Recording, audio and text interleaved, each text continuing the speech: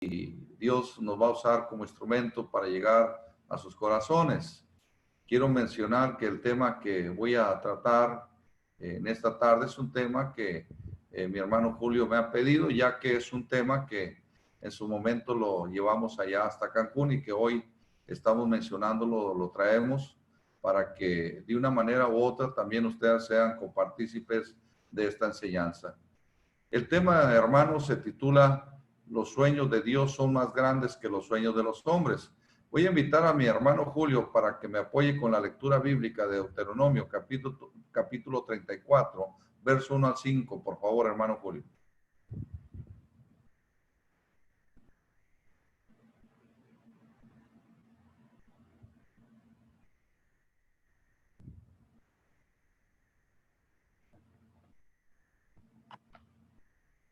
Hermano Julio. Sí, tenía el micro apagado, disculpen, hermanos. Ok, sí, adelante. Deuteronomio 34, del 1 al 5. Dice de la siguiente manera. Subió Moisés de los campos de Moab al monte Nebo, a la cumbre del Pisga, que está frente de Jericó, y le mostró Jehová toda la tierra de Galaad hasta Dan, todo Neftalí, y la tierra de Efraín y de Manasés, toda la tierra de Judá hasta el mar occidental, el Negev y la llanura, la vega de Jericó, ciudad de las palmeras, hasta Zoar. Y le dijo Jehová: esta es la tierra de que juré a Abraham, a Isaac y a Jacob, diciendo: a tu descendencia la daré. Te he permitido verla con tus ojos, mas no pasarás allá. Y murió allí Moisés, siervo de Jehová, en la tierra de Moab, conforme al dicho de Jehová. Palabra de Dios. Gracias, hermano Julio, con la lectura de la palabra de nuestro Dios. Hermanos, esta cita de Deuteronomio, capítulo 34, verso 1 al 5, manifiesta, hermanos, los sueños de Dios son más grandes que los sueños de los hombres. ¿Quién de nosotros no ha tenido sueños en la vida? ¿Quién de nosotros no ha tenido aspiraciones? Creo que todos soñamos y pensamos respecto a lo que pudiera ser nuestro futuro.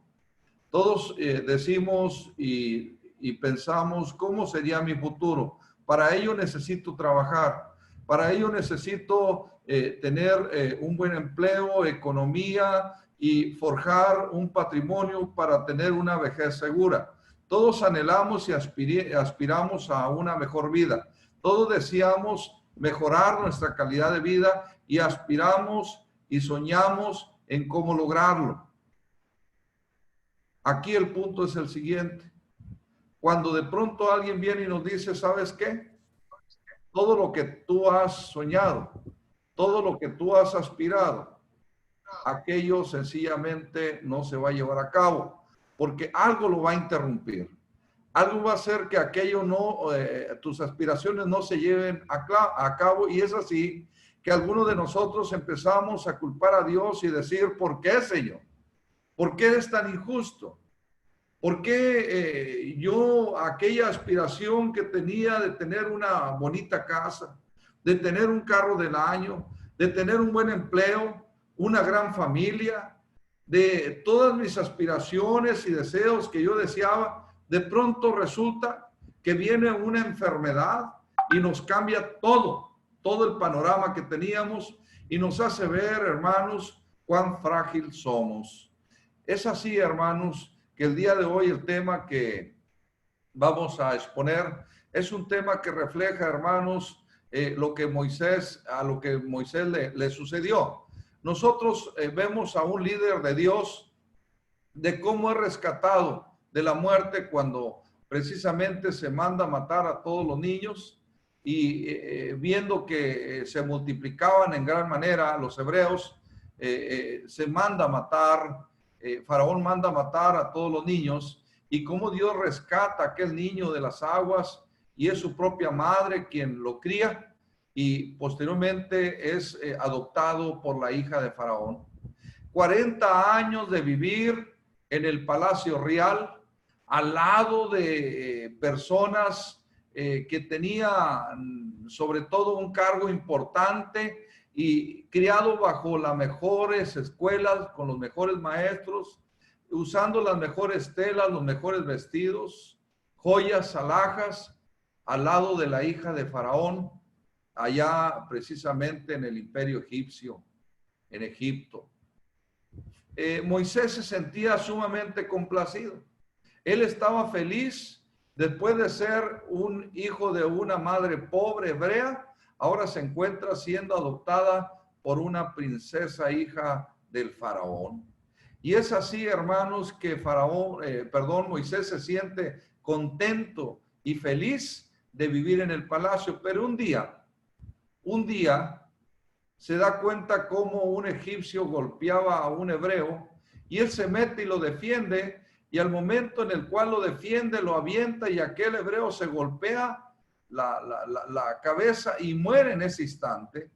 Y entonces Moisés dice, ¿y ahora qué hago? Si he matado a un egipcio, pues voy a ser sentenciado y probablemente voy a morir. Él se queda callado, pero hermanos, desafortunadamente en una ocasión que en otra ocasión estaban peleando otra vez de sus hermanos y los quiere separar, uno de ellos le dice, ¿qué acaso quieres matarnos como mataste a aquel egipcio?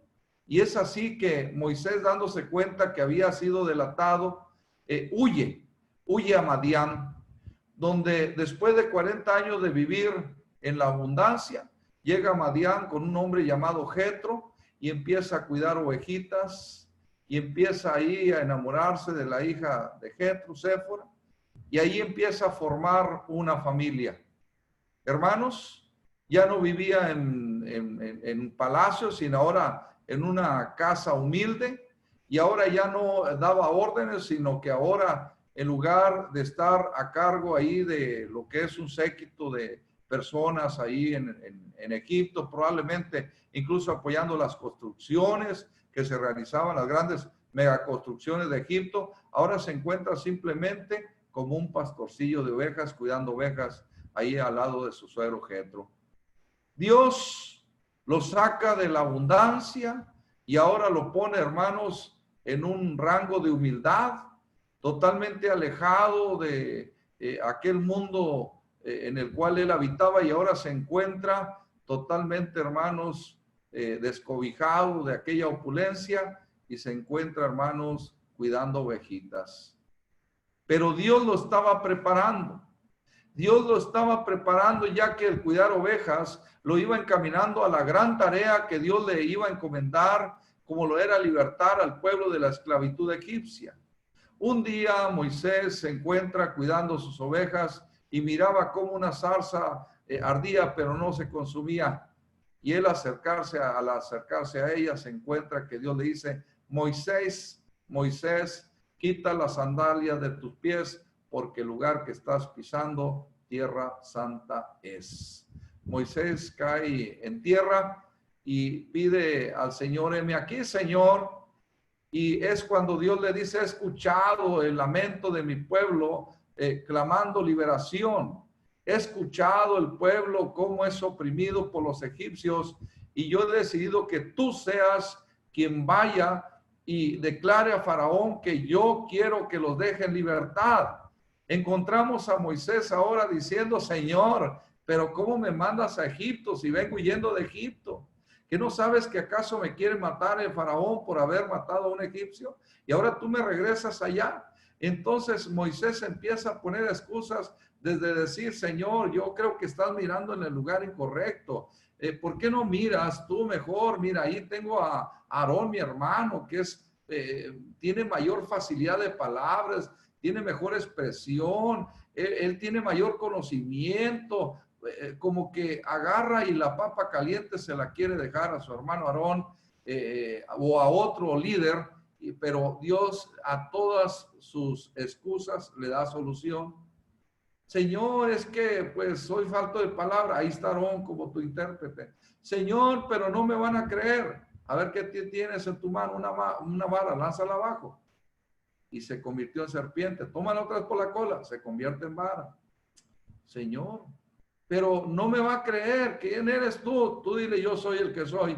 Dile a Faraón, yo voy a hacer que Faraón deje ir a mi pueblo y sea liberado de la esclavitud egipcia. Moisés pone excusas y no quiere aceptar el llamado hasta que entra en un estado en el cual Dios prácticamente se molesta con él al él no aceptar el llamado, y Moisés se ve ante una encrucijada, y esto es aceptar el llamado o rehuir al llamado y probablemente morir en ese momento porque el poder de Dios lo hubiera eliminado, o morir toda una vida de mediocridad, una vida en la que no hubiera aceptado el llamado de Dios y vivir solamente como un pastorcillo de ovejas, viviendo de la lana que esquilaba de las ovejas, o viviendo del queso que daba la leche de las ovejas. Pero hermanos, Dios le llama a un gran trabajo. 40 años en Egipto con la hija de Faraón, 40 años cuidando ovejas, Dios preparándolo para un ministerio, y ahora se encuentra con Faraón de nuevo, diciéndole, Dios me manda para que dejes ir libre al pueblo hebreo.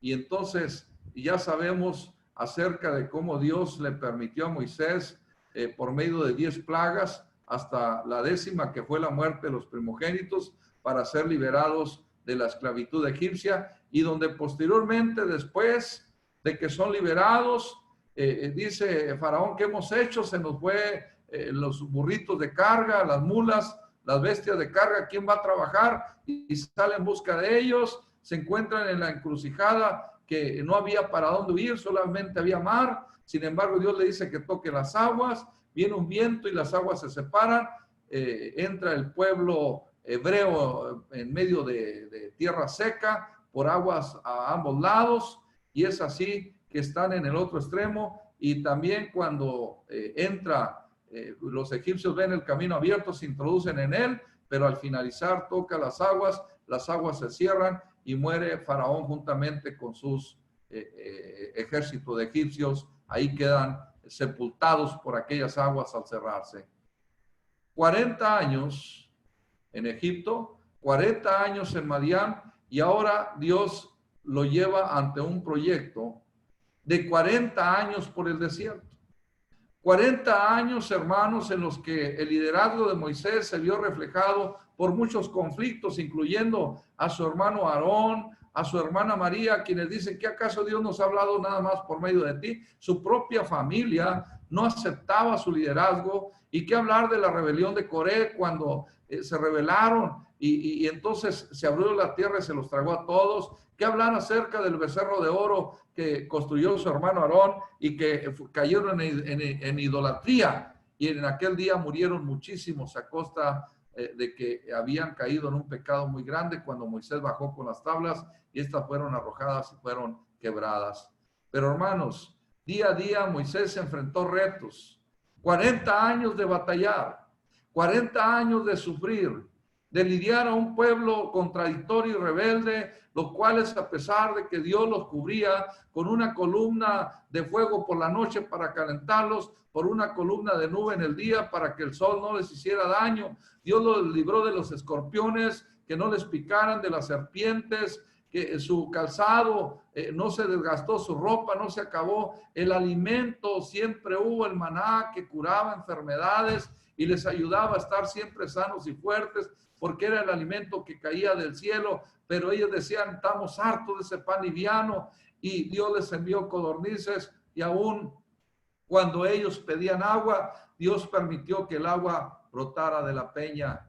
Pero hermanos, en aquel momento en el cual Moisés golpea aquella piedra, incitado por el pueblo rebelde, Dios le dijo que tocara, sin embargo, él no la tocó, la golpeó. Y eso fue lo que le costó, hermanos, a Moisés no entrar en la tierra de Canaán. El dejarse guiar por la ira y no dejarse guiar por la voluntad de Dios. Pero podemos pensar, hermanos, Señor, ¿por qué no me dejaste en Egipto? Si en Egipto era feliz con la hija de Faraón. Bueno, ¿O por qué no me hubiera dejado en Madián? Al menos cuidando ovejas era feliz. Ahora me traes al desierto a lidiar a este pueblo rebelde y contradictorio. Y ahora me cuesta a mí el poder no entrar en aquella tierra que prometiste que fluye leche y miel. Al decir que fluye leche y miel, habla acerca de abundancia, de grandes pastos para el ganado, de fertilidad para poder sembrar y poder recibir la miel, que es la dulzura de la tierra por medio de los lugares fértiles de aquellos lugares. ¿Quién no recuerda cuando fueron aquellos espías que trajeron un racimo que era tan grande que incluso casi no lo podían, y trajeron un racimo que colgaba y que arrastraba hasta el piso colgado en sus hombros? Se dice que aquellas uvas eran casi del tamaño de una ciruela España, o aún más grandes, como casi del tamaño de una naranja. Uvas gigantes que eran producidos por los gigantes de aquel lugar de Jericó, y que era una tierra de abundancia cuando trajeron aquellos frutos a mostrar al pueblo. Un pueblo abundante, un pueblo fértil. Pero Moisés pensó y dijo: Señor, claro que sí, asumo el reto y quiero ir a aquel lugar, quiero estar en aquel lugar de abundancia, quiero estar con mi esposa Séfora, mis hijos, y ver cómo mis hijos se casan, crecen, tienen familia, quiero conocer a mis nietos, quiero estar construyendo una casa grande donde yo pueda tener ovejas, ganado, granero para los frutos fértiles de aquel lugar. Quiero tener todo porque es el lugar que yo anhelo. Por eso salí de Madián y acepté el reto. Pero de pronto aquel sueño se ve interrumpido cuando Dios le dice: sube al monte Pisga. Y en aquel monte Pisga le dice: mira hacia todos los puntos cardinales, mira al norte, mira al sur, al este, al oeste, mira las praderas verdes, míralo. Pero te tengo una noticia, Moisés. Y la noticia que te tengo es que tú no vas a entrar a ese lugar. ¡Oh, Señor! ¡Qué ingrato eres! ¿Por qué me haces esto, Señor?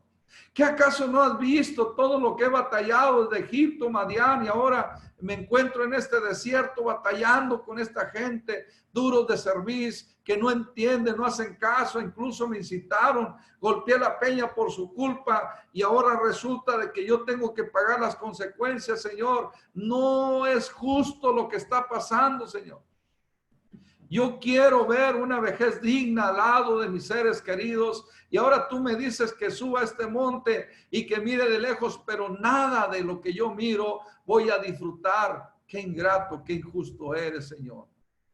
¿Cuántas veces nos hemos preguntado acerca de que Dios no es justo?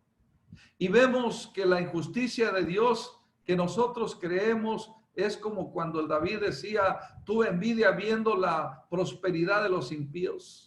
Veo cómo no se esfuerzan, cómo parece que no se fatigan, sin embargo, veo cómo son prosperados, cómo comen tanto que hacen lo que les place en su corazón, tienen música, danza, fiesta, comida, tanto que comen que casi sus ojos se les saltan de las cuencas de lo gordo que están.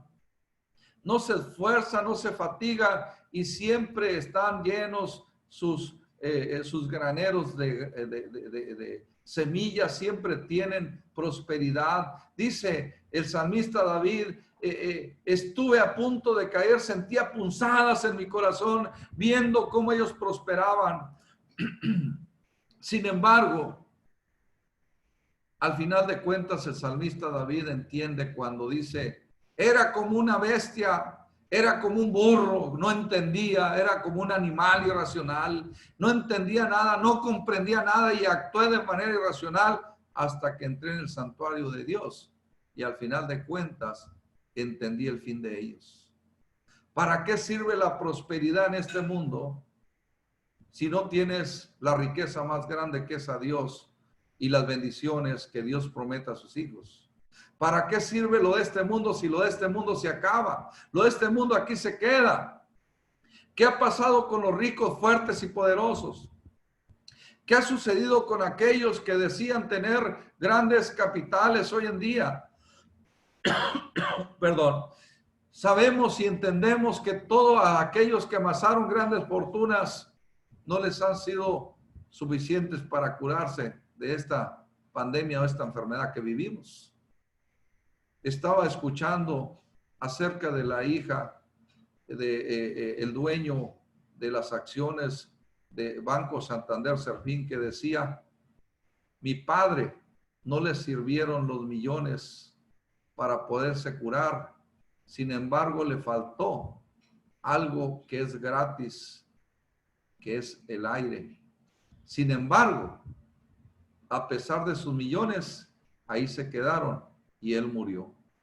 ¿Para qué sirven los millones y las cantidades grandes, como aquel hombre necio que dijo a su alma: alma, muchos bienes tienes para muchos años, alma, come, bebe, regocíjate? Sin embargo, vino un ángel y le dijo: hombre necio, esta noche vienen a pedir tu alma y lo que has almacenado, ¿de quién será? Este hombre quería saciar su necesidad de Dios por medio de granos, quería alimentar su alma con granos. Sin embargo, el alma no se alimenta con granos, sino nuestro espíritu y nuestra alma se alimenta con la palabra de Dios. Hermanos, ni la fama, ni el triunfo, ni el dinero, ni todo aquello que produce placer son suficientes para poder dar la verdadera felicidad que da Dios, cuando Dios realmente nos da de su amor, y aquel amor infinito lo llena todo. Les quiero decir, hermanos, que hay ocasiones nosotros pensamos que Dios es injusto. Les voy a compartir una historia. Desde aquí donde yo estoy transmitiendo, a contraesquina, vive una compañera vecina que es dentista. Esta compañera dentista, que siempre pues hemos tenido muy buena amistad, ella un día tuvo 3 hijos, uno mayor que está estudiando odontología, y la mediana, y un hijo pequeño que era la alegría de la casa. Siempre que íbamos con ella, ahí andaba el niño jugando, un niño pequeño, de escasos 4, 5 años de edad, pequeño de edad. Y este pequeñito, él estudiaba en un equipo de fútbol. Ese día el niño no quería ir al juego. Él decía: mamá, no quiero ir al juego, no tengo ganas. Y su mamá le dijo: tienes que ir al juego, porque acuérdate que lo importante es la disciplina. Tú tienes que ser un buen jugador, y para hacerlo tienes que ir a jugar. El niño no quería ir y se subió llorando al carro y no quería ir, y la mamá lo obliga a que vaya. Este niño, en este equipo de fútbol infantil, su área de juego era la portería. Entonces de pronto viene un balonazo. El niño se avienta sobre el balón hacia arriba para detener aquel balón que iba rumbo a la portería. Su mano derecha se atora en la red, y al momento en el cual se atora la red, jala los tubos de la portería. Aquellos tubos golpean su nuca, su cabeza. Aquel niño queda desmayado.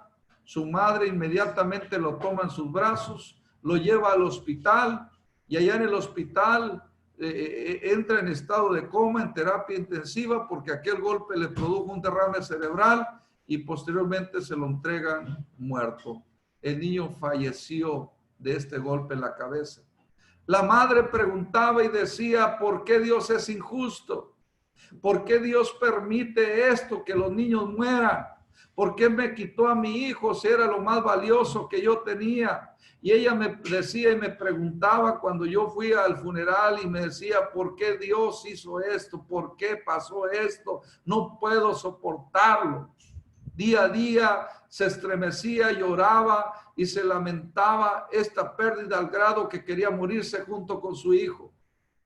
Estas preguntas que se nos hacen: ¿dónde estaba Dios cuando mi hijo fue golpeado? ¿Dónde está ese Dios que existe? ¿Por qué mi hijo tuvo que morir habiendo tanto drogadicto, tanto malviviente, tanto violador, tanto asesino? Y mi hijo, un pequeñito, murió de este golpe. Y es así que yo le digo: doctora, ¿Sabe dónde estaba Dios? ¿Sabe dónde estaba Dios cuando cuando su hijo murió? En el mismo lugar, cuando también le mataron al suyo. En el mismo lugar, cuando su hijo, aquellos judíos le injuriaban, le maldecían, le abofeteaban, le flagelaron y le llevaron a una muerte vergonzosa y lo asesinaron. En el mismo lugar estaba cuando le mataron también a su hijo. Dios también se compadece de nosotros porque también Él sufrió, porque también le asesinaron a su hijo, y ahí está Dios compadeciéndose también de usted, como ahorita está sufriendo. El punto es que no fue Dios quien le quitó a su hijo. Nosotros podemos pensar, fue Dios, Dios es injusto. Hermanos, quiero decir primero que aquel niño, nosotros sabemos que los niños van delante de la presencia de Dios. Dijo Cristo, dejen que los niños vengan a mí, porque de ellos es el reino de los cielos.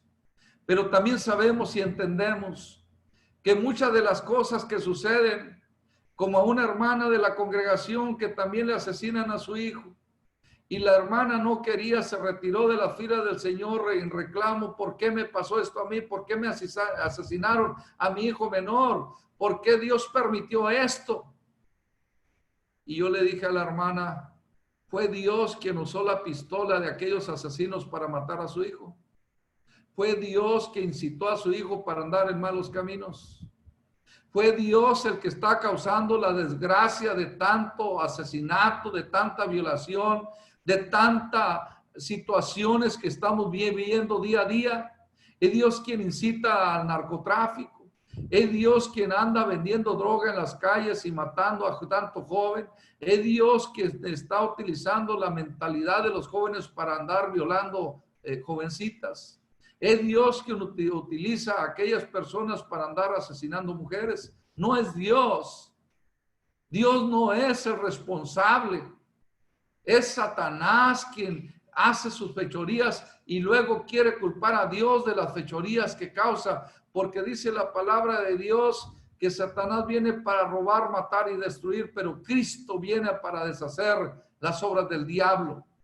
Moisés por un momento se encuentra ante una disyuntiva, cuestionando y diciéndole a Dios, ¿por qué, Señor? ¿Por qué permites que esto suceda cuando yo lo único que pretendía era ser feliz? Mi vida misma fue entregada a tu servicio y ahora resulta de que yo no puedo disfrutar de aquella tierra prometida y ahora me encuentro totalmente confundido, Señor. ¿Por qué eres tan injusto? ¿Por qué permites que esta injusticia pase, Señor? ¿Por qué tengo que morir por ser un líder de un pueblo rebelde y contradictorio cuando muchas veces, Señor, yo supliqué por ellos que tú no los consumieras? Sin embargo, ahora yo soy el que tengo que pagar con mi propia vida el poder ser quitado de esta tierra y no llegar a aquella tierra prometida. Quiero contar una historia. Y en esta historia que voy a contar, nos podrá ayudar a entender un poco más acerca de cómo los sueños de Dios son más grandes que los sueños de los hombres. Y esta anécdota, esta historia comienza así. Dice que había 3 árboles en una cima. Y estos 3 árboles crecieron siempre desde pequeños, juntos uno al lado del otro. Y los 3 árboles cuando crecieron, ellos siempre entre ellos platicaban y decían uno al otro, ¿qué seremos cuando seamos grandes? Uno al otro le decía, yo, cuando sea grande, yo quiero ser grande, porque yo quiero ser un árbol que sea cortado por precisamente, que sea cortado y que sea llevado a una carpintería y que luego de mí hagan pues algo grandioso, un baúl donde los reyes pongan en mí un tesoro, las riquezas, joyas, alhajas, un tesoro valioso dentro de mí. Yo quiero ser un baúl, siendo admirado por todos por almacenar grandes tesoros. Y decía el segundo, no, yo no. Yo no quiero ser un baúl. Yo no quiero estar en un lugar fijo.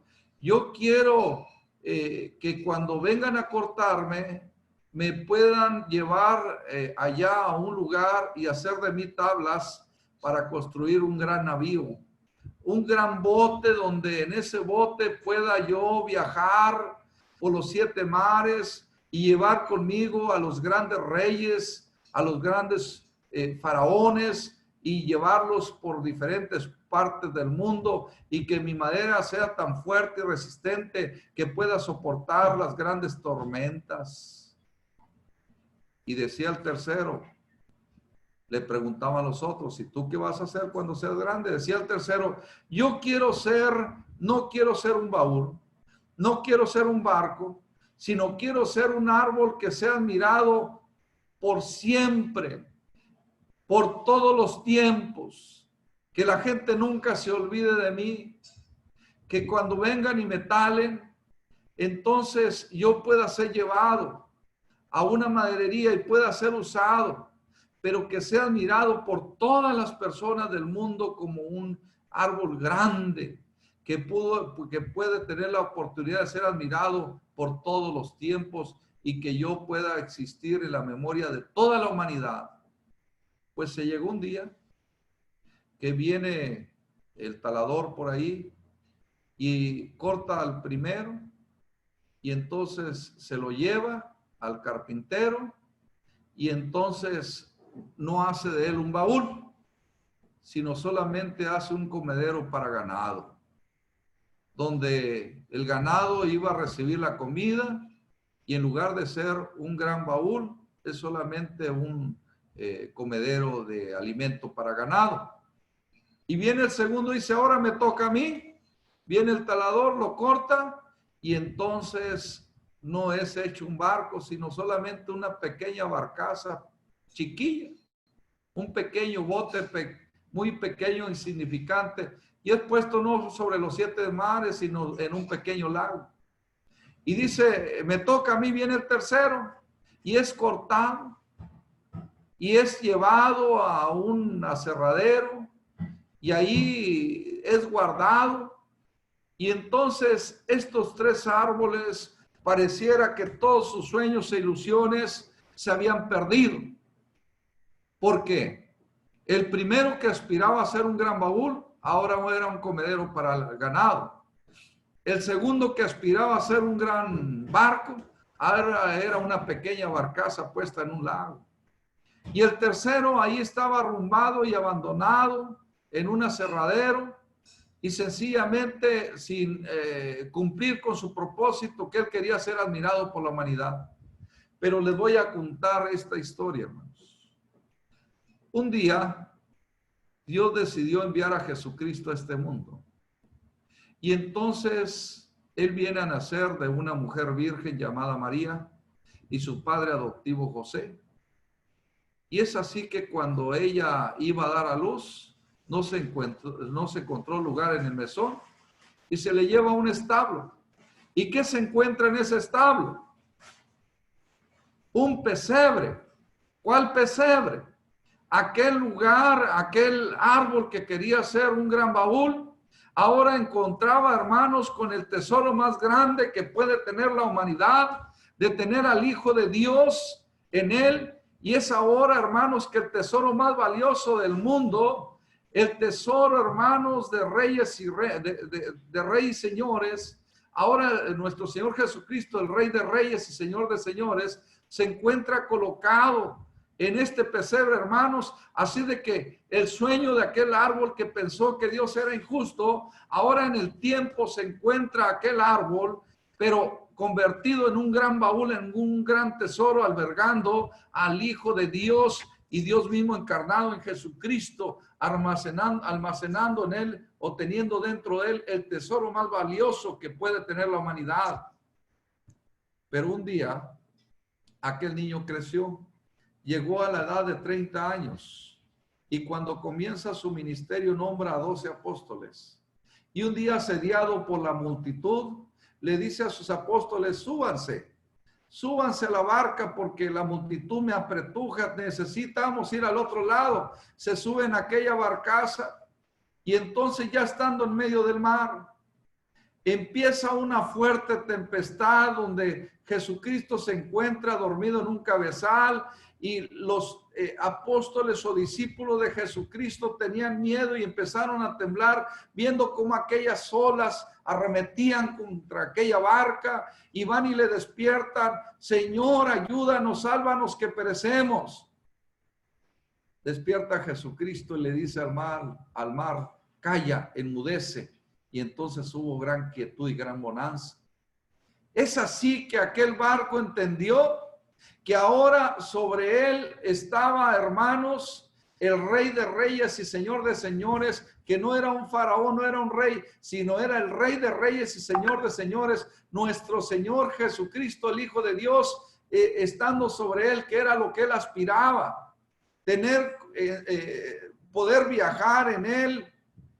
Los grandes reyes, sin embargo, nuestro Señor Jesucristo, el Rey de Reyes y Señor de Señores, se encontraba ahora en él, mostrando que aquella madera también había sido resistente para poder soportar aquella tormenta, y cuando sentían que aquella barca se quebraba, aquella madera resistente de aquel árbol pudo sostener aquella tormenta. Y aun cuando Jesucristo dijo aquella tormenta calla, enmudece, fue así que aquella barcaza entendió, aquel árbol hecho en barcaza entendió que su sueño se había concluido. Pero hubo un problema.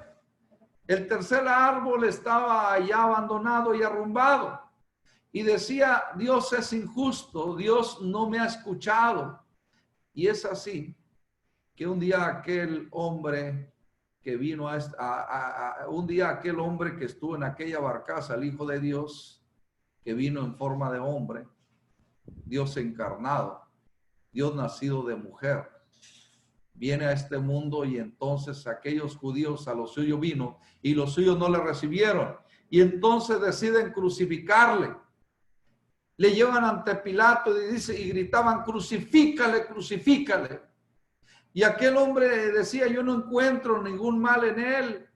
Pero aquella multitud nombraron falsos testigos y usaron falsos argumentos. Y lo que hizo Pilato, le mandó azotar, le mandaron colocar aquella corona de espinas, pero ni aún viendo el sufrimiento de Jesucristo, aquella sangre derramada, aquellos surcos sobre su espalda, aquella espina sobre su frente, aquellos bofetadas que sangraba su nariz, su boca, su ojo hinchado a consecuencia de los puñetazos, no tuvieron misericordia y le llevaron ante aquella cruz acusado de algo que sencillamente no cometió. Y entonces, ¿qué sucedió? Aquellos romanos dijeron: tenemos que buscar en aquel aserradero una madera fuerte, resistente, para colocar a Jesucristo, el Rey de los judíos. ¿Y qué encontraron? Aquel árbol que aparentemente había sido olvidado, y hacen de él precisamente una cruz, donde es colocado nuestro Señor Jesucristo, el Hijo de Dios. Y ahora aquel árbol entendió, porque hasta el día de hoy el sacrificio que fue hecho en aquella cruz es admirado, hermanos, porque el sufrimiento y el sacrificio que se llevó a cabo en aquella cruz fue el de nuestro Señor Jesucristo, y que gracias a ese sacrificio y a ese sufrimiento podemos por su sangre tener la redención o la remisión de nuestros pecados. Es así, hermanos, que los sueños de Dios son más grandes que los sueños de los hombres, y mientras pensamos que Dios es injusto, Dios no es injusto. Todo a su debido tiempo habremos de tener la respuesta para aquellas preguntas que probablemente el día de hoy no los tenemos.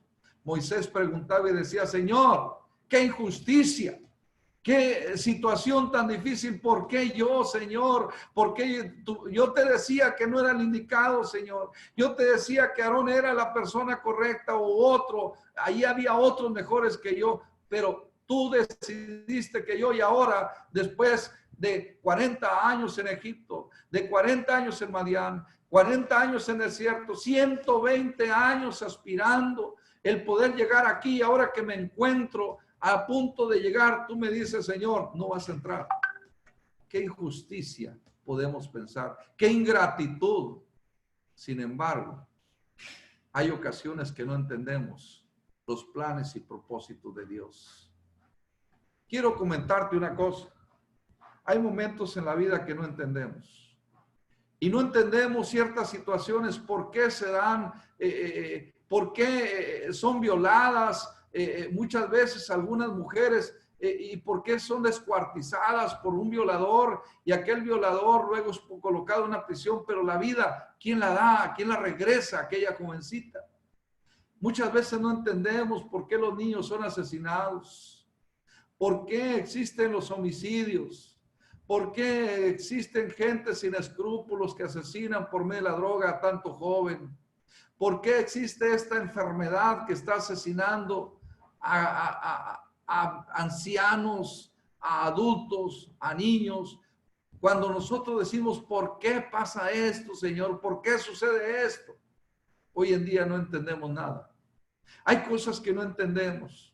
Hay cosas que salen de nuestra capacidad y no las logramos comprender, pero yo quiero decirte una cosa y una realidad.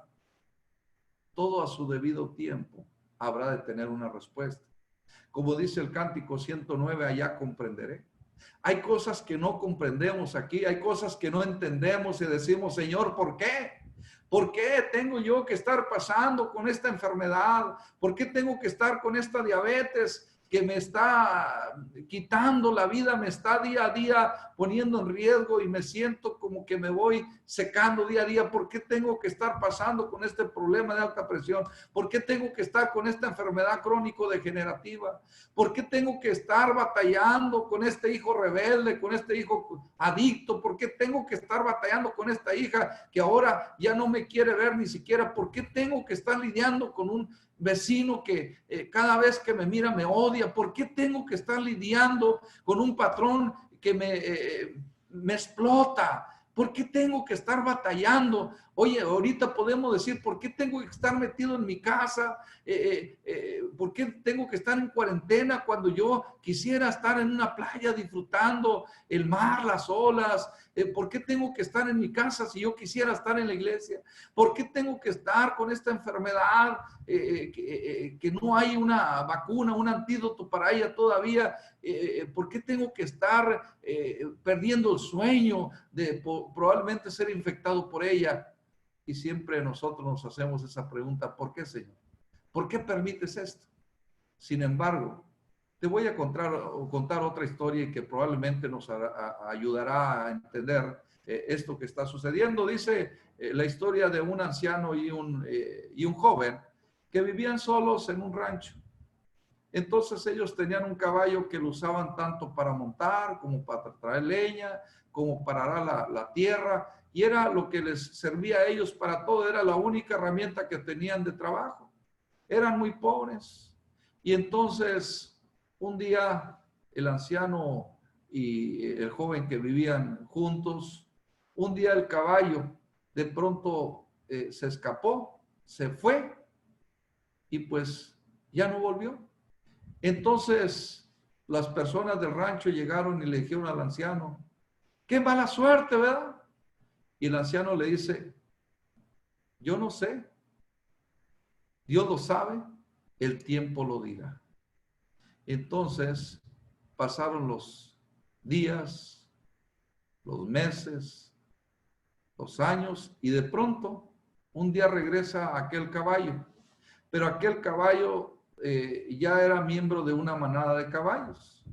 Se había convertido en el líder, en semental, líder de una manada de caballos, y ahora traía consigo al rancho ya no un caballo, sino que traía varios potrillos, varias yeguas y una manada grande de caballos consigo, y llegaron y pues ya no era uno, sino eran muchos caballos, y la gente llegó y le dijo al anciano, anciano, qué buena suerte, ¿verdad?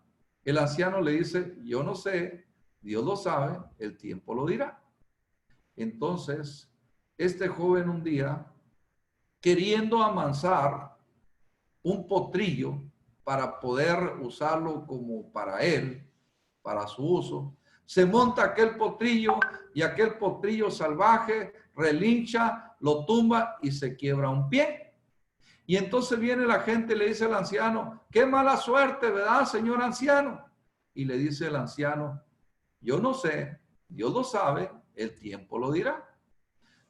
En ese tiempo había revolución, vienen los revolucionarios y andan buscando jóvenes en las casas para llevárselos a la revolución, adultos, jóvenes.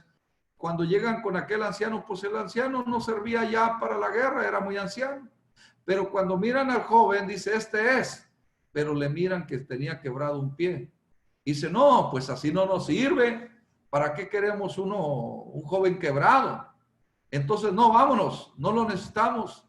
Entonces, cuando se llevan a todos los hijos de los ranchos vecinos que estaban ahí alrededor de la casa de aquel anciano, vienen y le dicen, qué buena suerte, ¿verdad? Que se haya quebrado el pie.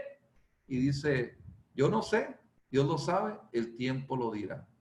Muchas veces nosotros en su momento no encontramos explicaciones para nuestras preguntas. Hay cosas que nos cuestionamos y decimos, ¿por qué, Señor? ¿Por qué me pasa esto? ¿Por qué me tiene que pasar esto? ¿Por qué me tiene que suceder? Una ocasión llega una señora a la congregación llorando y diciendo, hermano, quiero que oren por mí. Ya después de la reunión levanta la mano a la hora de las peticiones y dice, hermano, quiero que oren por mí. ¿Qué le pasa, señora? Quiero que oren por mí porque mi marido me abandonó. Y ahora estoy sola con mis hijos y quiero que venga, que usted me ayude porque no sé qué hacer. Estoy deprimida, me siento mal y sencillamente vine aquí para que oren por mí. Y entonces me diga, ¿qué tengo que hacer? Y entonces volteo y yo le digo a la señora, mire, lo primero que tiene que hacer es darle gracias a Dios porque su marido se fue. Y la señora voltea enojada y me dice, pues, ¿a qué lugar he venido? ¿Quién es usted? ¿Que acaso no entiende que por eso estoy deprimida? ¿Que por eso vengo aquí porque mi marido me abandonó? A ver, ¿qué me acaba de decir, señor? ¿Por qué vino usted a la iglesia? Porque mi marido me abandonó. ¿Y si su marido no la hubiera abandonado, hubiera venido a la iglesia? Pues no. Entonces, dele gracias a Dios porque le abandonó su marido. Muchas veces nosotros no nos damos cuenta de que lo que pasamos, las circunstancias de la vida, muchas veces nos hacen sentir que Dios es injusto. Pero ¿qué acaso no son las enfermedades lo que nos ayuda a entender que somos mortales y que un día de una manera u otra habremos de glorificar al Señor? ¿Qué acaso no son las enfermedades las que nos dicen que tenemos que prepararnos para el encuentro con Dios? Pero cuando hay salud muchas veces la gente vamos y le hablamos y le predicamos del evangelio y me dice, no quiero que me hables de eso. Ahorita no necesito a Dios, mira. Le dijo una persona a un hermano allí en Mazatlán, recuerdo muy bien, le dijo una persona allí en Mazatlán a un hermano que le predicó acerca de Jesucristo, sacó la billetera y le dijo, no me hables de tu Dios, mira, sacó la billetera y le mostró la billetera con puros billetes de 500 que traía en la billetera. Este es mi Dios, mira, este es mi Dios. Y le hacía así como si fuera baraja los billetes. El hermano le dijo, Dios te perdone por la blasfemia que acabas de hacer. Por lo que acabas de decir, Dios te perdone. Al día siguiente, aquel hombre amaneció muerto. Va el hermano y nos dice, hermano, asesinaron a aquella persona. Y la pregunta es, ¿por qué lo asesinaron? Aquella persona que le conté que me dijo que su Dios era el dinero y me lo barajaba, a mí lo mismo lo hizo alguien y alguien para quitarle el dinero lo mató. Hermanos, cuando depositamos nuestra confianza en la riqueza, cuando depositamos nuestra confianza en la familia, cuando depositamos nuestra confianza en tener una casa, en un buen carro, un buen trabajo, y cuando aquello se pierde como lo que estamos pasando hoy en día, ¿cuánta gente no ha perdido empleo? ¿Cuánta gente no ha tenido que dejar su casa porque no tiene para pagar la renta? ¿Cuántas personas no hemos tenido que regresar el auto porque ya no tuvimos para pagarlo? ¿Cuántos de nosotros no hemos tenido que vender muchas cosas para poder conseguir medicinas y curarnos de esta enfermedad o de otra?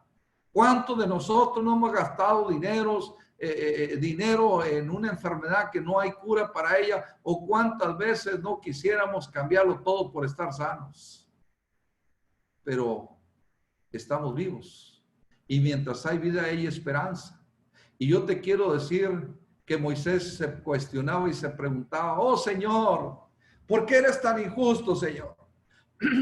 ¿Por qué has permitido que esto pase, Señor? ¿Por qué yo? ¿Por qué tuve que ser yo? ¿Por qué yo tengo que pasar por esto? ¿Es una burla lo que estás haciendo, Señor? Me llevas a la cima y ahora me dices y me estrellas contra el piso y me dices que todo aquello que miro, solamente lo miro de lejos porque no lo voy a disfrutar. Hermanos, qué gran fraude, qué gran tristeza. Cuando nosotros empezamos a analizar la justicia de Dios en base a nuestra forma de pensar, nos sentimos defraudados. Pero yo te invito para que veamos que Dios no se equivoca. Que Dios deseaba para Moisés no una mecedora, una vejez lleno de achaques, de enfermedades, artrítico, reumático, todo enfermo, tembloroso, con Alzheimer, con Parkinson, totalmente, hermano, ahí abandonado, triste, lleno de enfermedades, envejeciendo, viendo tantas situaciones de las cuales él no deseaba que pasaran y que sucedieron, hermanos. Y ahora Dios le está diciendo a Moisés: yo no quiero para ti los centavitos que andes agachado juntando centavos en el piso, cuando yo tengo acá en el cielo la riqueza, el oro y la plata. Allá las casas son de oro, los ríos son de cristal, las piedras preciosas son, las puertas son de piedras preciosas, la Nueva Jerusalén. Aquí tú andas buscando una piedrita, una joya, un diamante pequeño de quilates. Allá las puertas son grandes, enormes, más de 2,5 metros, de jaspe, de zafiro, carbunclo, onis, esmeralda, de piedras preciosas. Allá las joyas no son como las de aquí pequeñas, son gigantes. Aquí se usa el oro en una cadenita, en unos aretes. Allá los pisamos, allá son calles de oro. El cristal que aquí muchas veces se ve y se refleja como algo grande, allá sencillamente los ríos son transparentes como el cristal, limpios, cuando aquí lo único que encontramos en nuestra naturaleza es mucha contaminación que nosotros la hemos provocado. Sin embargo, Dios le está diciendo a Moisés: Moisés, tú andas queriendo vivir en una choza, cuando yo te tengo una mansión acá en el cielo. Yo te tengo acá algo grande. Yo no te tengo aquí cosas chiquitas, tengo cosas grandes para ti, que yo estoy deseando que vengas a este lugar, porque yo no soy deudor de nadie.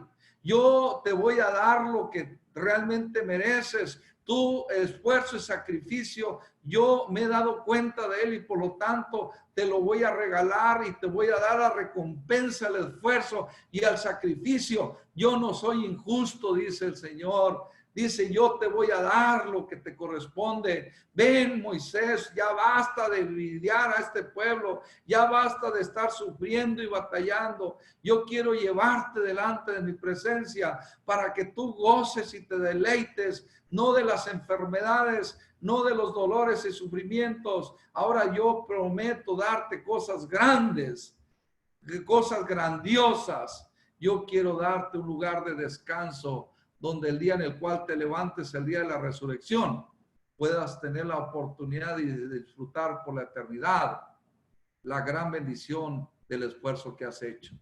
Es donde Moisés ahora, después de mostrar una actitud de tristeza, ahora se encuentra contento diciendo: Señor, qué tan necio y tan torpe yo era que no entendía las verdaderas la verdadera razón de la existencia que tú tienes preparada para mí. Yo estaba pensando que tú eras injusto, cuando ahora me doy cuenta que el injusto soy yo, pensando que mi esfuerzo no era tomado en fuerza. en cuenta que mi sacrificio tú no lo valorabas. Sin embargo, ahora me doy cuenta, Señor, que tus ojos siempre han estado atentos y siempre tus manos han sido ricas y poderosas para poderme levantar y para poderme rescatar y para poder darme realmente bendición. Y es ahora que entiendo las cosas.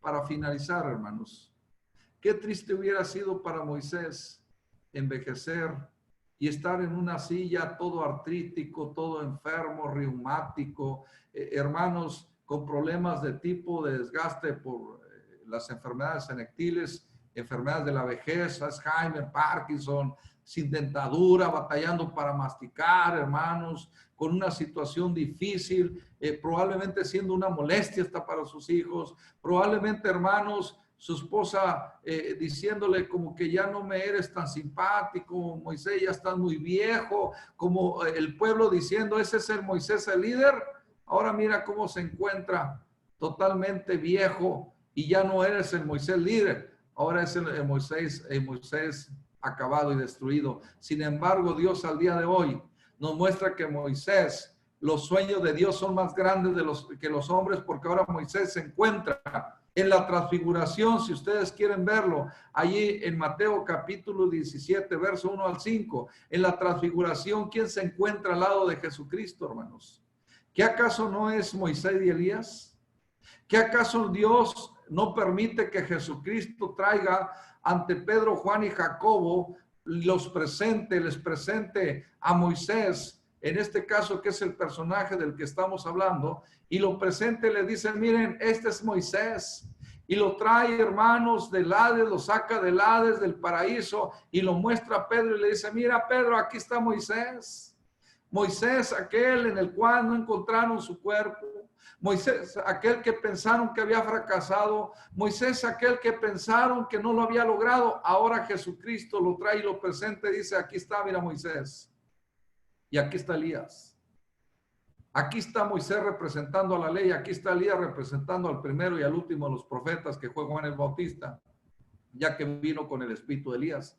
Y entendemos, hermanos, que Moisés lo muestra y le dice, Moisés no desapareció de la faz de la tierra sin dejar huella, sino que todavía aquí está presente, porque está siendo guardado para el día de la resurrección. Ya no se encuentra Moisés ante una situación, hermanos, de calamidad, de coraje, de fastidio, de enojo, de mortificación, sino que ahora se encuentra Moisés al lado de Jesucristo, hermanos. ¿Qué acaso no nos gustaría también como Moisés un día estar al lado de Jesucristo? ¿No nos gustaría, hermanos, un día en el cual, como dijo el apóstol Pablo, para mí el vivir es Cristo y el morir es ganancia? ¿Qué acaso no nos gustaría un día despertar y encontrarnos, hermanos, abrir nuestros ojos, hermanos, en el Hades, en el lugar de consolación, y encontrarnos al abrir nuestros ojos a Jesucristo, tendiéndonos la mano y levantándonos de la sepultura y decir, venid benditos de mi Padre al lugar que yo he preparado para aquellos que sean fieles hasta la muerte? Venid bendito de mi Padre al lugar que yo te he preparado. Venid. Es el momento de resucitar y levantarte de la sepultura con un cuerpo sin enfermedades, con un cuerpo sin dolores, con un cuerpo que no envejece, con un cuerpo que no sufre, porque dice la palabra de Dios que Dios enjugará toda lágrima de los ojos de ellos, porque las cosas viejas pasaron. Hermanos, yo te invito para reflexionar. Dios no es injusto. Los injustos somos nosotros, porque hay ocasiones cuestionamos y decimos, ¿por qué, Señor? ¿Por qué te lo llevaste? Cuando yo voy a los velorios y escucho la expresión, Señor, ¿por qué te lo llevaste? La pregunta que yo les hago, ¿y por qué no? ¿Dónde está un contrato de permanencia e inmortalidad? Todos estamos, dice la palabra de Dios, que está establecido para los hombres que mueran una sola vez y después de esto el juicio. Cuando dice la palabra de Dios que está establecido, es algo que ya no hay vuelta atrás. Solamente hay un requisito para morir y eso es estar vivo. Todos aquellos que estamos vivos estamos expuestos a morir. ¿De qué manera? No lo sabemos. Por COVID no lo sabemos. Probablemente este COVID que ahora le tenemos pánico y miedo de que nos pueda afectar, al rato nos vamos a estar riendo de él.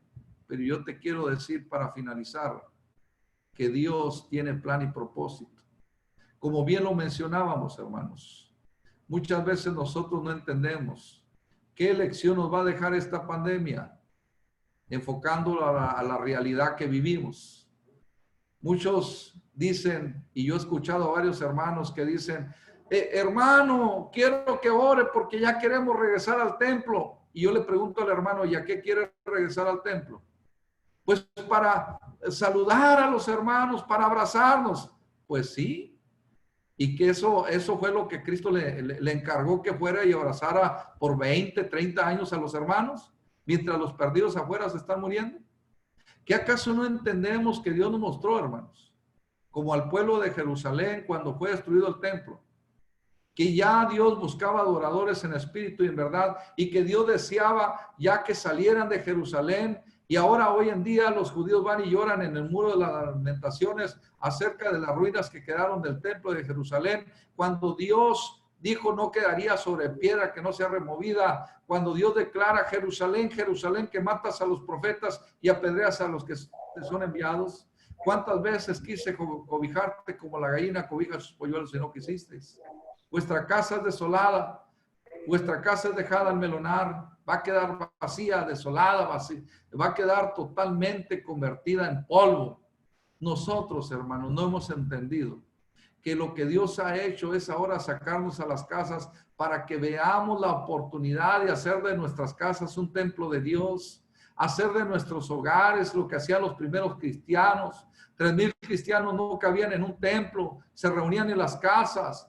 Es ahora que tenemos que entender y comprender que Dios nos ha sacado del estado de confort en el cual hemos caído para que podamos en nuestras casas invitar a los vecinos, a los hermanos y decir, vengan a mi casa. Ahora que yo no podía recibir visitas, ahora abro las puertas y vengan y vengan para predicarles la palabra, para escuchar la palabra de Dios. Ahora les voy a compartir abrazos, ahora voy a compartirles un vaso de agua, una taza de café. Yo quiero que mi casa sea usada como un templo de Dios. Es ahora, hermanos, que Dios nos da la oportunidad de hacer de los hogares un edificio para que podamos honrar a Dios dentro de ellos, incluyendo a nuestro cuerpo, que es templo del Espíritu Santo. Hermanos, hay gente que me dice, ya estoy harto de estar en esta cuarentena encerrado. Y yo le digo, ¿y qué vas a hacer ahora que se abra la puerta? ¿Qué hicieron algunos ahora que el gobierno estatal abrió la puerta, hermanos, para la venta de alcoholes? Hubo gente que durmió afuera de los depósitos esperando que diera la hora para comprar cerveza. Grandes filas y aglomeración de gente hizo que fueran a buscar el alcohol, la cerveza, los vinos. Y ahora, hermanos, lo que sí iba a tardar un poco de tiempo, ahora se va a doblar el tiempo, porque ahora el dichoso pico va otra vez para arriba y volvemos a empezar, y ahora el tiempo que llevamos avanzado se retrocede por la irresponsabilidad de que no entendemos algunos que el propósito de Dios es que aprendamos, pero el pecador quiere seguir siendo pecador y el desobediente quiere seguir siendo desobediente. ¿Qué vamos a aprender? ¿De qué manera vamos a entender que los sueños de Dios son más grandes que los sueños de los hombres? ¿De qué manera podemos entender y decirle a Dios, Señor, he entendido y he comprendido la lección? He entendido lo frágil que es la vida y ahora entiendo que debo prepararme para los años que Dios me dé, entregarlos a tu servicio. Yo te invito a reflexionar y sobre todo que aprendamos que Dios no es injusto, porque los sueños de Dios son más grandes que los sueños de los hombres. Que Dios les bendiga, mis hermanos.